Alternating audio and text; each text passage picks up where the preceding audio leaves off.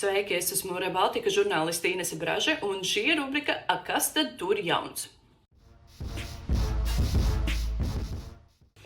Šodien mēs publicējam rakstu par pretlikumīgiem ziedojumiem partijā Latvijas attīstībai.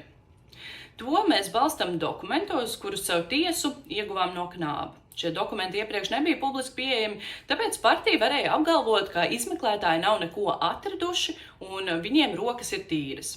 Piemēram, tad, kad es zvanīju pirms šī raksta publicēšanas vienam no partijas spicē esošajiem politiķiem Jurim Pūcem, viņš bija sašutis. Nekā jauni tur neesot, viss taču sen jau publiski ir iztirzāts, kāpēc mēs muļājam vecu lietu. Tā nav taisnība, un es pastāstīšu, kas tad tur ir jauns. Lietas materiālos ir skaidri redzams fiktīvu ziedojumu pazīmes. Ir cilvēki, kas tā arī pasaka, jā, tā nav mana nauda, kuras ziedoju, man to iedeva aploksnē, es biju starpnieks. Ir tādi, kuri nepelna tik daudz, cik ziedo, un ir arī tādi, kas partijai atvēl tūkstošus, tepat laikā ņem ātros kredītus pašu iztikai. Tāpat daudzus vieno arī schēma, kā nauda nonāca partijas kasē, un tā rāda, šī rīcība bija organizēta. Tāpat Pūce bija neapmierināts, ka raksts tiek publicēts tagad, tas partijai varot nenākt par labu.